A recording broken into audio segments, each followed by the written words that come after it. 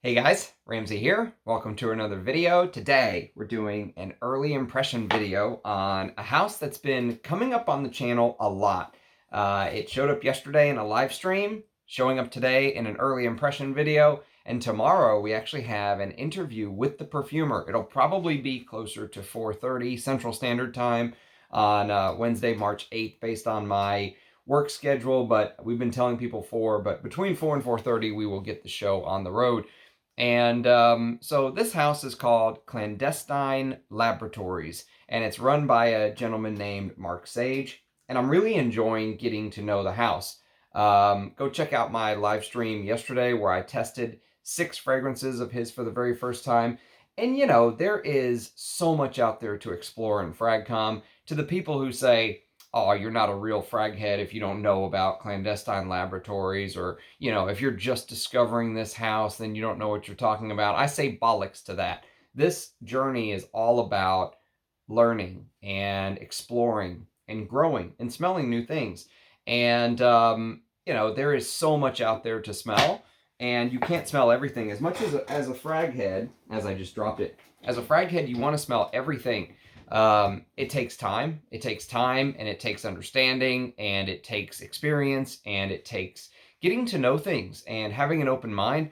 And I've really enjoyed this house. They're not all for me, but I've enjoyed kind of the spate of offerings, the quality of the materials, the ideas, all of that stuff. It's been an interesting start. This one, if you know on the live stream yesterday, you kind of saw me picking and choosing. I picked 6 fragrances to test yesterday, and I skipped this one on purpose because I saw that the notes probably weren't going to be my favorite. And sure enough, trying it today, I can tell you that this is not my favorite Clandestine Laboratories fragrance. However, I still have enjoyed kind of getting to know it and testing it. And remember, these are just early impressions, so my thoughts can obviously change. But let me read you the little blurb. And the fragrance we're going to talk about today is called Bellem, B-E-L-E-M, Bellem. And this is how his samples come like.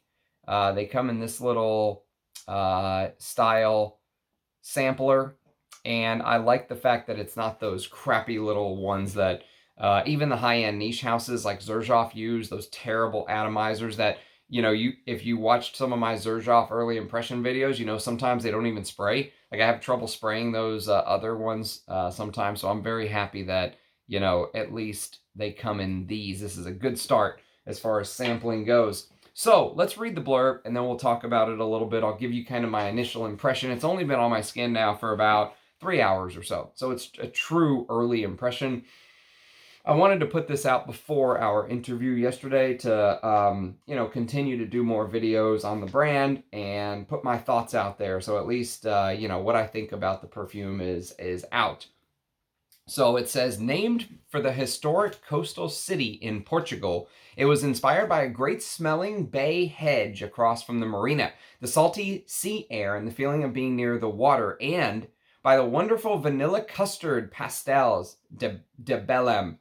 It is also the kind of zesty, spicy, rich, and slightly aquatic fragrance a man who moors his yacht there might wear, assuming he has taste as well as money and a yacht. Opens with tropical citrus notes, peaked with pink pepper, warmed and strengthened by clove, bay, guaiac wood, cedar, accented throughout by a subtle aquatic freshness and a soft jasmine note.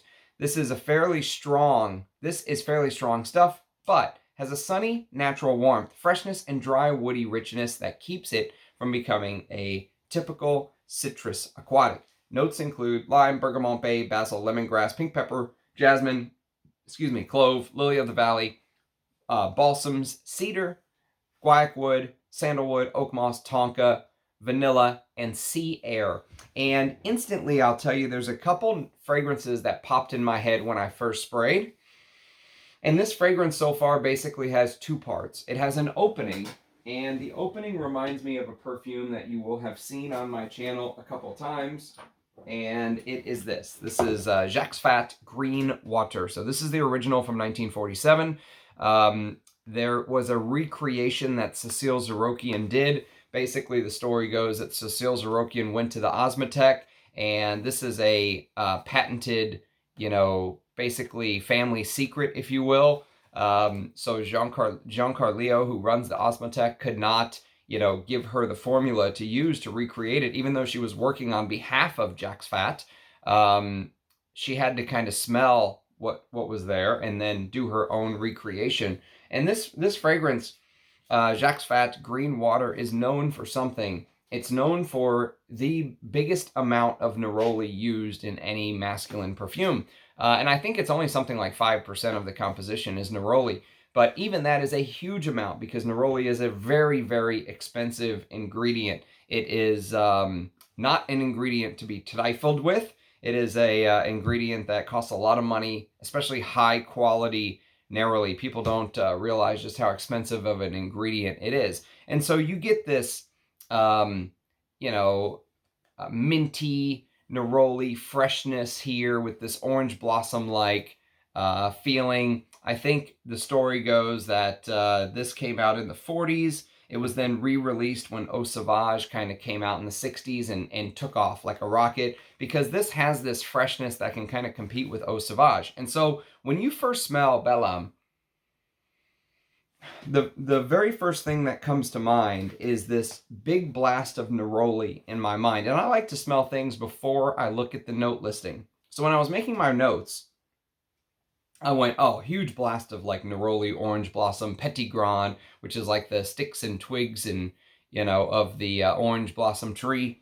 And so I was like, this is a big blast of neroli and orange blossom and freshness, right? And it reminded me of neroli perfumes from the past instantly, like Jacques Fath Green Water. And also, if you've ever smelled Creed's Selection Verte, this is basically what this 30 ml decant is. This is a decant of Creed's Selection Verte, which is from 1970. And it's most definitely, to me, Creed's recreation of this, or this style fragrance, if you will. But with Creed's, we use ambergris in the base and all that good stuff, right? Use high quality materials, remake a fragrance and use really high quality materials. Creed's done that a couple times, many a times. And but interestingly enough, the original Green Water was kind of the high quality material idea because of how much real neroli was used in this. So that's the opening. I got hit with this Jacques Fath Green Water neroli, which neroli gives off a very fresh, he uses the term sea breeze air. To me, I got almost this, imagine like a laundered freshness. Not like a musk, but neroli and orange blossom always give me this clean sheet feel. And some people don't like neroli because of that. But here, it's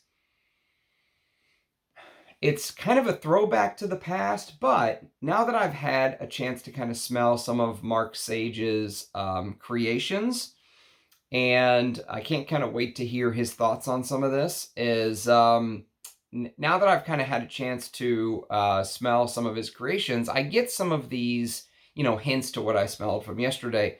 You can kind of see this DNA beginning to form and to emerge. And one thing that he disclosed, actually, while we were in the chat yesterday, he mentioned, and I think he also maybe shot me an Instagram message about it, saying that he has purposely not smelled any of like the old classics, or he's tried to stay away from smelling the old classic fragrances because he wants his ideas to be his and he doesn't want them to be influenced by Shalimar or Mitsuko or Rochas Femme or Arpege or, the big hitters, Chanel No. 5, which I found very surprising. There are people who really like that strategy. There are people who do not like that strategy. And there are people who believe him. There are people who do not believe him. Just like anything else on the internet, you're going to get a wide array of ideas. I think it's a very interesting strategy because he really is not influenced by anything.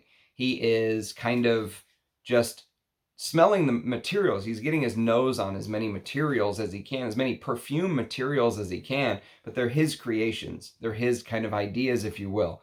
So when I smell something that kind of gives a throwback to the past, I know he's going to say I've never smelled green water, right? I've never smelled Selection Verte, but this idea, this narrowly kind of fresh, like he said in the opening, you're smelling this bay from a marina, you get this salty sea air thing going, and this is a beautiful warm weather fragrance. Like if you're looking for a warm weather fragrance, this is one to potentially look into or at least sample. If you don't have kind of the warm weather fragrances already set aside, let's say, this is one that you could put on your list. It's probably the most warm weather heavy clandestine laboratory fragrance that I've had a chance to smell. Let's put it that way. All the other ones, even though they were all very wearable, I would say, even the ones that were animalic, it never seemed that, like, I think his goal was to try to make stuff that was interesting, maybe challenges you a little bit, but is also wearable. And, but the other ones I think traditionally were more colder weather fragrances. There was an oud. We tested Assam yesterday. We tested the Gourmand Novichok, which is a beautiful chocolate gourmand. Gourmand is just not my thing. We tested Silver, which is an amber. So cold weather fragrances. One of them, Master, had it had like a liqueur note in it. So you're getting the idea. Cooler weather fragrances. The other one that I would say you could add to this, there was another fragrance from him that had this freshness to it, and it was called Chedito. So Chedito and Bellem are the two so far that I've tried that I would probably put in the warmer weather category, let's say. And there are some heavier notes mixed in with the freshness is kind of what I think the contrast in this perfume is between those narrowly fresher, sea breeze air, as he says, fresh sheets, this freshly laundered sheet feel, as I say, blended with two very heavy notes, or traditionally heavier notes. One is vanilla, and the other is clove. And but those two fragrances are very intelligently dosed in this perfume. They're not overdosed. They're not too heavy. The clove won't give you a throwback to vintage times or anything like that. They're more supporting notes. The main notes are going to be the citruses. So you're going to get a lot of the bergamot. You're going to get some green basil. You're going to get the lime and the lemongrass. And the lemongrass is to my nose kind of the next note that jumps forward. First, I noticed what I thought was narrowly, even though there's no narrowly note listed. And then you really pick up on that lemongrass. And I have to say, that is one of my least favorite parts of the fragrance. I don't like the lemongrass. I don't like lemongrass as a note in general. There's very few lemongrass fragrances that I can point to and say that I absolutely love or anything like that. But along with that lemongrass feeling starts to emerge this white floral.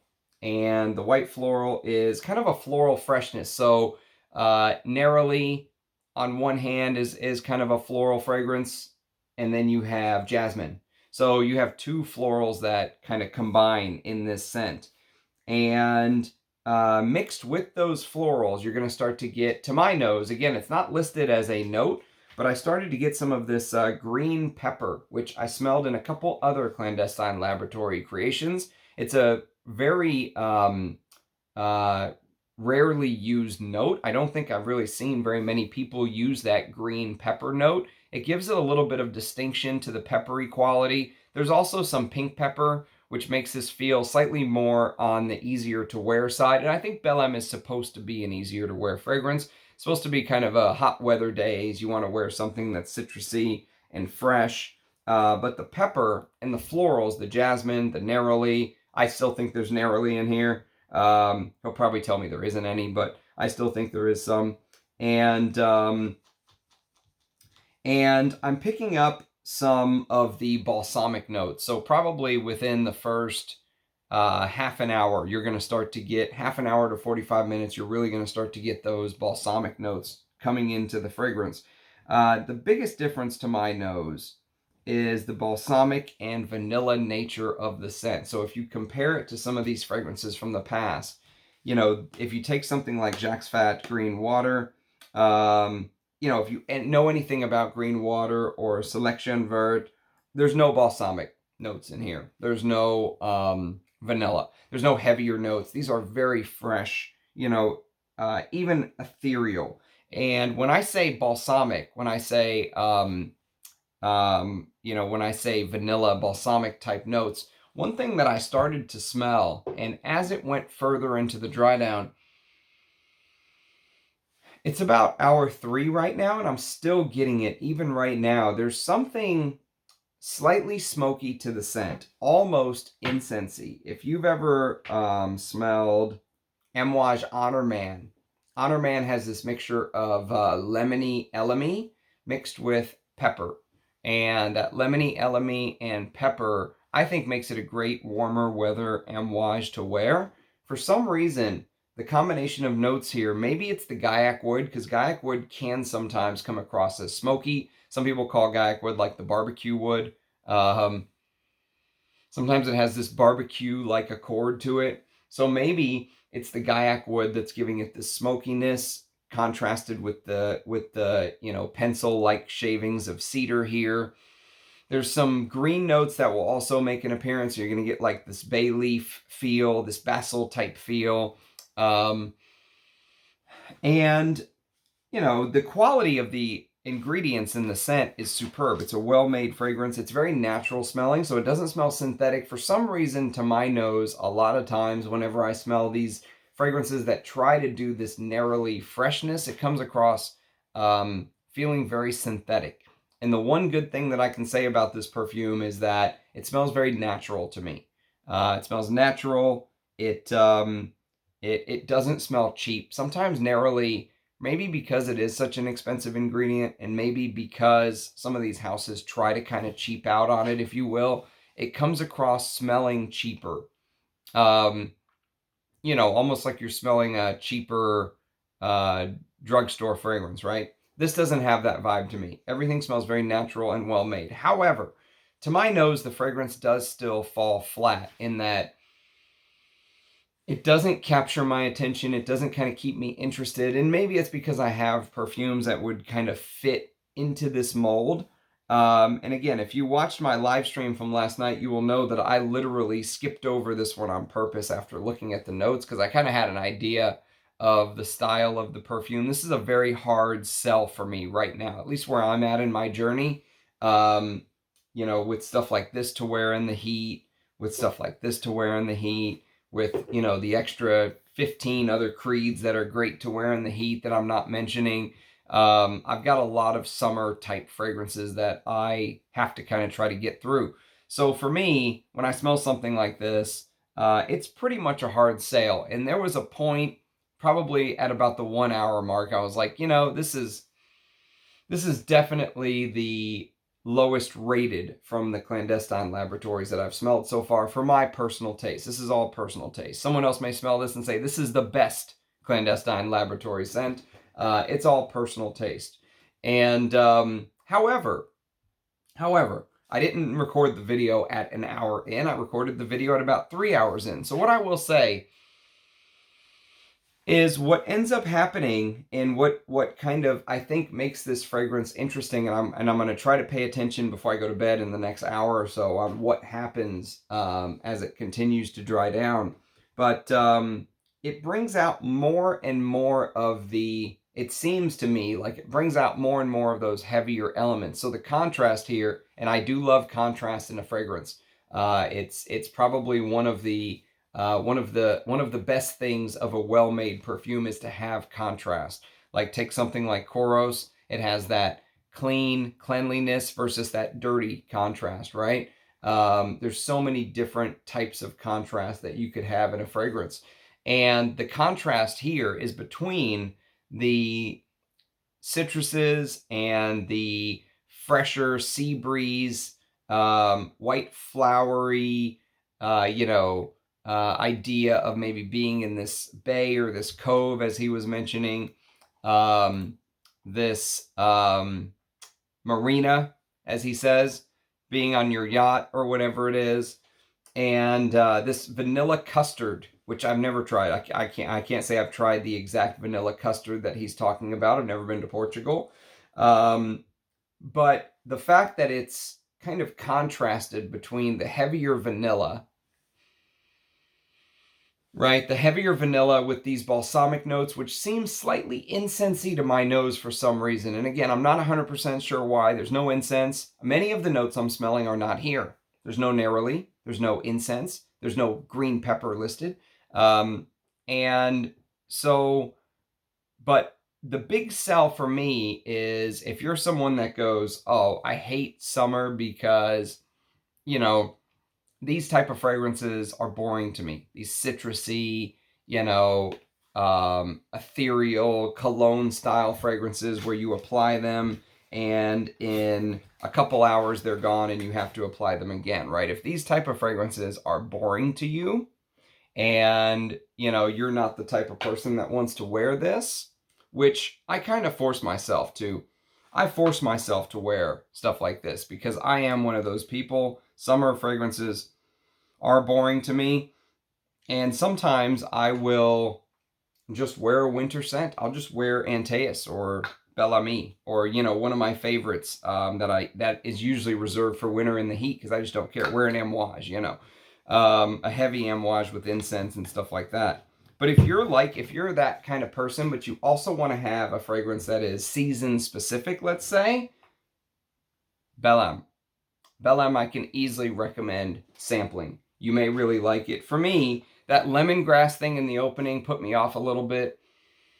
It seemed to go like it was starting to just kind of fall a little bit flat. Even though it smelled very natural, it wasn't super synthetic or anything like that. It just didn't really move me. But then the warmer notes, you know, the heavier notes started to kind of take hold a little more and fight that freshness, that, you know, that typical citrusy cologne style thing that most people wear in the summer. So there's this tug of war going on here. It's interesting. It at least has kept me interested. I still think it's probably the least favorite of the Clandestine Laboratories fragrances I've tried so far, and it's kind of unfortunate that this is the one that's getting its own individual review. However, I may go back and do individual reviews for each of the other ones that I just did first impressions on in the live stream. That may be something that I may end up doing, but I wanted to put my thoughts out there on this. You know, I wanted to do it the day before the interview, so at least it was aired.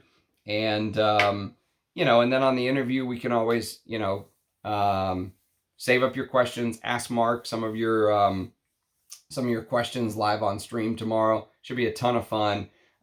You can tell he's a real frag head and he's kind of one of us in the community. So thank you to everybody who has supported me, and thank you to everybody who subscribes, comments, all the good stuff that a YouTuber is supposed to say. I do very, very much appreciate it. Honestly, I've enjoyed, you know, making these videos and interacting with you guys and learning about new fragrances. Like I said at the beginning, it's a journey. It's about learning new things. No one knows everything.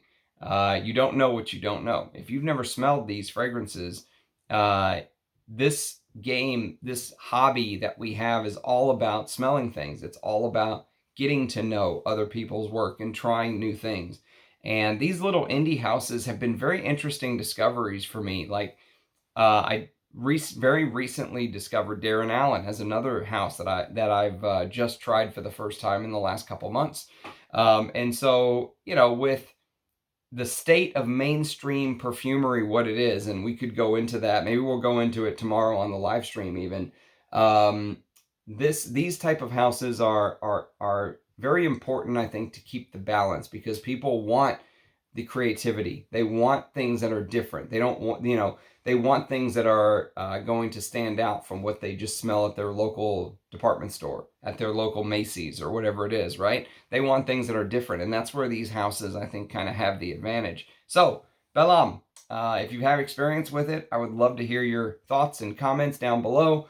Again, do leave a like. It does help with the YouTube algorithm. I very much appreciate it. And I hope to see you guys tomorrow on the live. Thank you. Cheers, guys. Bye.